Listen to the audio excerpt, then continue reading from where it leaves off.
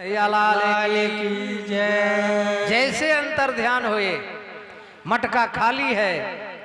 दानव लोग कहने लगे वो देवी कौन थी, कहाँ गई, पता लगाओ। एक ने कहा वो लगता है थी नहीं था, मतलब निश्चित ही ये विष्णु बहुरूपिया हम लोगों के साथ में छल किया है, मारो इन देवताओं को मारो। सुखदेव बाबा कहते हैं तत्र देवासुरो नामा रणः परम दारुणः।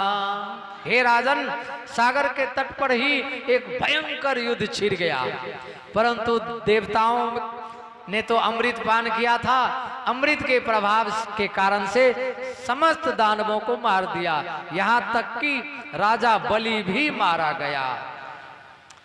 और जब शुक्राचार्य, दानव के गुरु शुक्राचार्य को पता लगा कि सारे के सारे चेले चपाटे मारे गए, सागर के किनारे आए और संजीवनी विद्या से सबको जीवित किया।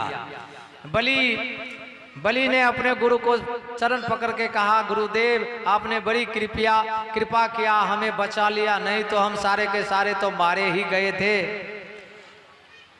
शुक्राचार्य ने कहा कि अभी भी तुम मेरा वचन का पालन करो तो मैं तुम्हें स्वर्ग का राज अभी भी दिला सकता हूँ। अच्छा महाराज बताइए क्या करूं?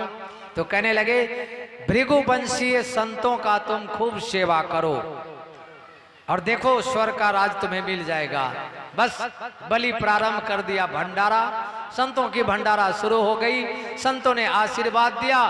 बलि एक तेजोमय रथ का निर्माण करके और स्वर्ग पर चढ़ाई किया। बोल कृष्ण कन्हैया लाल की। स्वर्ग पर जैसे चढ़ाई किया तो बलि का तेज देख करके सारे देवता बिना लड़े ही स्वर्ग खाली करके भाग गए। अब स्वर्ग का राजा बन गया बलि।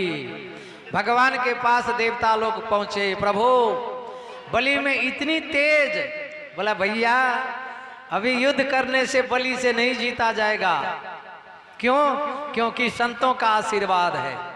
जिसके ऊपर संतों का आशीर्वाद है, युद्ध के करके नहीं जीत सकते हो तो कैसे होगा प्रभु?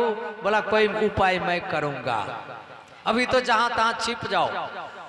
सारे देवता लोग कोई जंगल में कोई गुफा में छिप गया और बलि स्वर्ग का राजा बन करके आराम से रहने लगे। शुक्राचार्य कहने लगा बेटा 100 यज्ञ कर ले और 100 यज्ञ कर लेगा तो सदा के लिए स्वर्ग का राजा तुम बन जाएगा, रहेगा।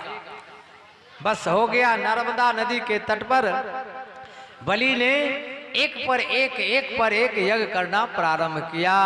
बोल कृष्ण कन्हैया लाल की जय। इधर देवता लोग भागे मारे छुपे बैठे फिर रहे हैं। उसकी माता बड़े दुखी हुई, क्योंकि पुत्र अगर दुखी हो तो सबसे अधिक माता दुखी होती है। अदिति कहने लगे अपने पति कश्यप से,